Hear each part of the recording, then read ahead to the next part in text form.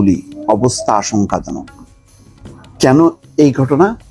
খুলনায় যে এই ঘটনা ঘটেছে তাতে দেখা যাচ্ছে যে জাতীয় নাগরিক পার্টি এনসিপির খুলনা বিভাগীয় প্রধান এবং শ্রমিক শক্তির কেন্দ্রীয় সংগঠক মোতালেব শিকদারের মাথায় গুলির ঘটনা ঘটেছে। আশঙ্কাজনক অবস্থায় তাকে খুলনা মেডিকেলে নেওয়া হয়েছে। সোমবার দুপুর 11:15টার দিকে সোনাডাঙ্গা এলাকায় প্রকাশ্যে এই ঘটনা ঘটে। সামাজিক যোগাযোগ মাধ্যম ফেসবুকে দেওয়া এক পোস্টে তথ্য জানিয়েছেন এনসিপির যুগ্ম মুখ্য সংগঠক ডাক্তার মাহমুদা মিতু। পোস্টে তিনি লেখেন, এনসিপির খুলনা বিভাগীয় প্রধান এবং এনসিপির শ্রমিক শক্তির কেন্দ্রীয় সংগঠক মোতালেব শিকদারকে একটু আগে গুলি করা হয়েছে। আশঙ্কাজনক অবস্থায় খুলনা মেডিকেলে নেওয়া হয়েছে। এই যে দেখেন পোস্ট এবং পরিস্থিতিটা দেখেন। এখন প্রশ্ন হলো যে এটা কি বিচ্ছিন্ন ঘটনা? এটা কেউ বলবেন বিচ্ছিন্ন ঘটনা না। খুলনায় ধারাবাহিকভাবে হচ্ছে, চট্টগ্রামে ধারাবাহিকভাবে হচ্ছে, অন্যান্য দেশেও কিন্তু ধারাবাহিকভাবে ঘটছে। কেন ঘটছে? হচ্ছে কেন্দ্রের যে আইন শৃঙ্খলা ব্যবস্থা এটা ভেঙে পড়ছে। এটাকে কেউ তোয়াক্কা করছে না। পুলিশ নেই, প্রশাসন নেই, কিচ্ছু নেই, তাৎক্ষণিক কোনো ব্যবস্থা নেই। আমি বারবার বলেছি দর্শক, প্রায় প্রতিদিনই বলতে হচ্ছে, আপনি যতক্ষণ না পর্যন্ত তাৎক্ষণিক অ্যাকশনে না যাবেন ততক্ষণ পর্যন্ত আপনি এদেরকে নিবৃত্ত করতে পারবেন না। অলরেডি আউট অফ আপনার হাতছাড়া হয়ে গেছে, আউট অফ অর্ডার। এইটা নিয়ন্ত্রণে আনতে গেলে আপনাকে এখন শক্তি দেখাতে হবে। সেই শক্তি খালি হাতের শক্তি না, সেই শক্তি গলার শক্তি না, সেই শক্তি আইওয়াশ করে কিচ্ছু হবে না। একটা দানবীয় শক্তির মধ্যে আমরা ঢুকে পড়ছি আস্তে আস্তে। দানবীয় শক্তি আমাদেরকে গ্রাস করছে। এটা বিশ্বাস করবেন না, আরো কতজন যে যাবে।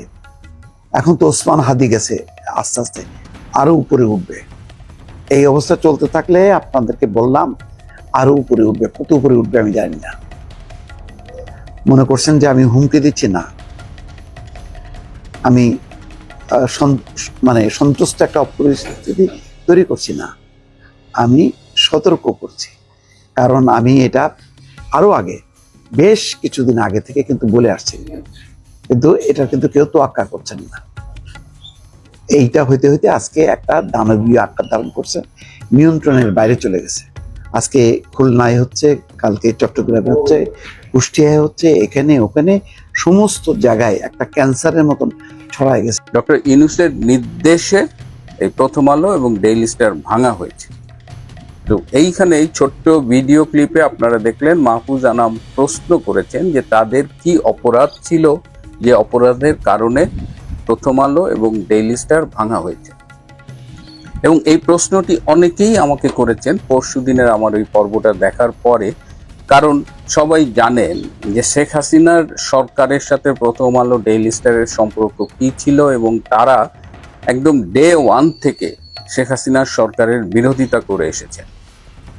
এবং এই শেখ হাসিনার সরকারকে সরিয়ে দেওয়ার ব্যাপারে, এমনকি গত বছরের জুলাই আগস্টের যে জঙ্গি অভ্যুত্থান, এই সব কিছুর পেছনে কিন্তু প্রথম আলো এবং ডেইলি স্টারের মদত ছিল।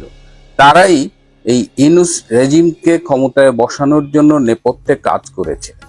তারাই ইউনূসকে মহৎ হিসেবে দেশবাসীর কাছে উপস্থাপন করেছে যে একদম নৈতিকতার প্রতি বাংলাদেশে বোধহয় এরকম একজন নেতার দরকার। যতভাবে, এমনকি ডক্টর ইউনূস যখন কয়েক মাস আগে পদত্যাগের একটা নাটক করেছিলেন, তখন এই মাহফুজ আনামি বিশাল কলাম লিখেছিলেন যে ডক্টর ইউনূস আপনি পদত্যাগ করবেন না। তো কি এমন ঘটনা ঘটলো যে এই ডিসেম্বর মাসে একেবারে উল্টে গেল? এবং যে প্রশ্নটি আমারও ছিল আসলে, যে ডক্টর ইউনূসকে এমনভাবে প্রমোট করলো, সেই ডক্টর ইউনূস কি করে প্রথম আলো ডেইলি স্টার ভাঙেন? এই প্রশ্নের উত্তরটা খুঁজতে গেলেই কিন্তু অনেক ইন্টারেস্টিং বিষয় পাওয়া যাবে। এবং এই যে ওসমান গনি, যাকে আপনারা ওসমান হাদি বলে চেনেন, তার নাম আসলে ওসমান গনি, এই ওসমান গনিকে যে হত্যা করা হয়েছে এটা একটা সুপরিকল্পিত হত্যাকাণ্ড। এবং এই একটা হত্যাকাণ্ডের মধ্য দিয়ে অনেকগুলো পাখি মারা হয়েছে। প্রথমেই আঘাত করা হয়েছিল বিএনপির সিনিয়র নেতা মির্জা আব্বাসকে, বিএনপি সম্পর্কে অনেক আজে বাজে কথা বলা হয়েছে।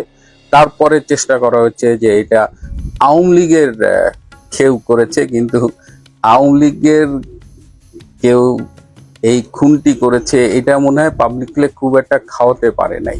এখন তারা ফয়সাল নামে একজনকে খুনি বলতেছে, এবং সেই ফয়সাল কোনো এক সময় ছাত্রলীগ করতো এটা দাবি করছে, কিন্তু সম্প্রতি যা আমরা দেখতে পাচ্ছি তাতে এই ফয়সাল অ্যারেস্ট হয়েছিল। ফয়সাল গত বছর জুলাই আগস্ট থেকে চাঁদাবাজি করছে, এমনকি সে ওসমান গনির সাথে তার প্রচারণায় অংশ নিয়েছিল। সুতরাং এই ফয়সাল তো যদি ছাত্রলীগ করেও থাকে তাহলে সে এই আজকের হাসনাত, সার্জিস বা সাদিক কায়ুম যে ডাকসু বিপি, এরা তো সব একসময় ছাত্রলীগের কাবারে ছিল, হয়তো সেরকম কিছু ছিল।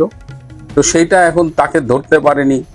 একদিকে বিজিবি বলছে বর্ডার স্টিল টাইট, আবার আরেকদিকে একটা ন্যারেটিভ দাঁড় করানো হচ্ছে যে থেকে ভারতে পালায় গেছে। তো এরকম নানান ভাবে চেষ্টা করা হচ্ছে, কিন্তু ওসমান গনি তো মোটামুটি বাঁচবে না, সে ক্লিনিক্যালি ডেড বা ব্রেন ডেড যাই বলেন, তাকে সেই অবস্থায় সিঙ্গাপুরে পাঠানো হয়েছে, এবং সিঙ্গাপুরে তাকে ভর্তি করার চেষ্টা করা হয়েছিল মাউন্ট এলিজাবেথ হসপিটাল, এবং সেখান থেকে দুজন নিউরোসার্জন দেখে বলছে যে ইজ ব্রেন ডেড, আমরা সরি, একে এখানে ভর্তি করা যাবে না। তখন সিঙ্গাপুর জেনারেল হাসপাতালে তাকে ভর্তি করা হয়েছে। তো সেই জায়গা থেকে মোটামুটি সবাই জানতো সিঙ্গাপুরে পাঠানো হয়েছে, কিছু টাইম বাই করা হয়েছে, এবং তাকে একটা সুবিধাজনক সময়ে সিঙ্গাপুর থেকে মৃত ডিক্লেয়ার করে আবার ফিরিয়ে আনা হয়েছে।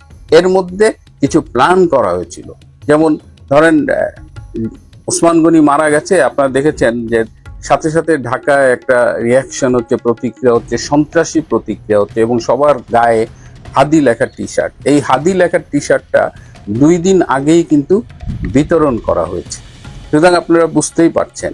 এবং হাদির লাশ আনাকে কেন্দ্র করে, হাদির মৃত্যু সংবাদকে কেন্দ্র করে অনেক রকমের ঘটনা ঘটেছে। তার মৃত্যুকে কেন্দ্র করে একেবারে মানে সারা দেশে, স্পেশালি ঢাকায় খুব টার্গেটেড অ্যাটাক করা হয়েছে। আবার সারা দেশ থেকে জামাত শিবিরের সহায়তায় প্রচুর লোক এনে একটা বিশাল জানাজা তারা করেছে।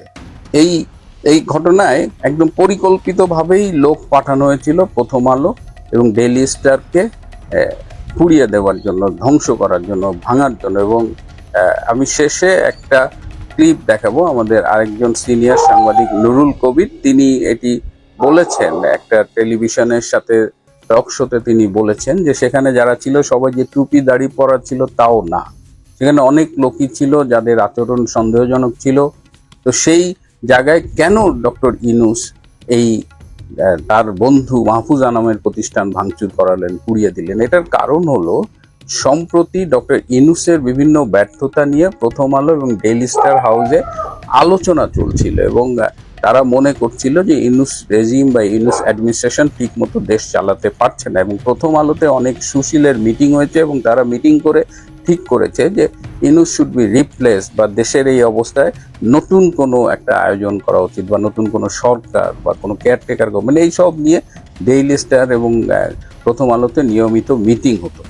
একবার প্রথম আলোতে এরকম একটা মিটিংয়ে ডিজিএফআই এর একজন কর্মকর্তা ঢুকে তিনি সেই মিটিংটা বানচাল করে দেন। সো ইউনূসের কাছে নিয়মিত ইনফরমেশন আসতেছিল যে এই ইন্ডিয়া হাউসে নিয়মিত ইউনূসের বিরুদ্ধে বিভিন্ন রকমের ছলা পরামর্শ, ষড়যন্ত্র হয়। সুতরাং ডক্টর ইউনূস যতই মুখে বলুন আপনারা আমার মন খুলে সমালোচনা করুন, কিন্তু ইউনূস হলো সেই শাসক যে তার বিরুদ্ধে সামান্যতম সমালোচনাও সহ্য করেন, এবং তিনি প্রথম আলো এবং ডেইলি স্টারকে একদম গুড়িয়ে দিয়েছেন।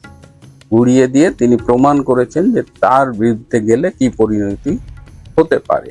এবং আমরা তো জানি যে ক্ষমতার সাথে মিডিয়ার সম্পর্ক বাংলাদেশ, আমরা এর আগে বিএনপির সময়ও দেখেছি, পরবর্তীতেও দেখেছি ডক্টর ইউনূসও মানে ক্ষমতার বাইরে থাকলে, এই যে বিএনপি যে মিডিয়ার পার্সনদের সাথে মিটিংটা করলেন, সেখানে মাহফুজ আনামই বলেছেন যে বিরোধী দলে থাকতে মিডিয়ার সাথে একরকমের সম্পর্ক, ক্ষমতায় গেলে তখন আর মিডিয়াকে সহ্য করে না। মিডিয়া যখন ক্রিটিক্যালি ক্রিটিসাইজ করে তখন সেটা ক্ষমতাসীন দল নিতে পারে না।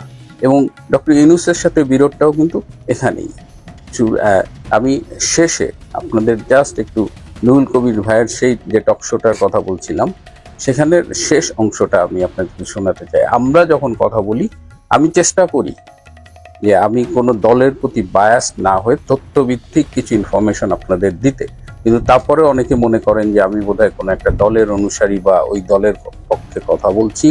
হ্যাঁ, তো কি আমার সূত্র আমাকে মোটামুটি নিশ্চিত করেছে, আমিও বিশ্বাস করি যে ডক্টর ইউনূস তার নির্দেশে প্রথম আলো ডেইলি স্টার ভাঙা হয়েছে, এবং প্রথম আলো ডেইলি স্টার ভাঙার প্রধান কারণ হলো যে এই হাউসে ডক্টর ইউনূসের বিভিন্ন ব্যর্থতা নিয়ে আলোচনা হতো এবং ডক্টর ইউনূসের বিকল্প নিয়েও কথাবার্তা হয়েছে। আজ এ পর্যন্তই। ভালো থাকবেন, সুস্থ থাকবেন, তার চেয়েও জরুরি হলো নিরাপদে থাকবেন। সবাইকে অনেক ধন্যবাদ। তো মাহফুজ ভাই যে এই যে ছোট্ট ক্লিপে সে নিয়ে তিনি প্রথমেই বলেছেন যে 53 বছর ইতিহাসে আর কোনো মিডিয়া হাউস করেনি। এই ইনফরমেশনটা আমার কাছে মনে হয় সত্যি না, কারণ গত বছর আমরা দেখেছি বিটিভি পুড়েছে, 71 টিভি পুড়েছে, এটিএন টিভি পুড়েছে, নাইমুল ইসলাম খানের আমাদের নতুন সময় ভবন ভেঙে দেওয়া হয়েছে। তো সেগুলো কি মিডিয়া হাউস না? সে ব্যাপারে তো আপনি কথা বলেনি। যখন 32 ভেঙেছে আপনি বলেছেন ছাত্র জনতা ভেঙেছে। আজ যখন আপনার ঘরে আগুন লেগেছে তখন আপনার চোখ মুখের দিকে তাকানো যায় না। এখন আপনি চেষ্টা করছেন যে তারেক রহমানকে আঁকড়ে ধরে যদি উদ্ধার পাওয়া যায়। গতকাল রাতে আমি হিন্দুদের একটা ভিডিও করেছিলাম, একটা মানবিক করিডোর করে হিন্দুদের এপাশে নিয়ে আসার কথা আমি বলেছিলাম। আমি উল্লেখ করেছিলাম মোহন ভাগবতের কলকাতা ভিজিটে যেটা মোহন ভাগবত বলেছেন তার পরিপ্রেক্ষিতে। তখন আমার হাতে পুরো রিপোর্ট ছিল না।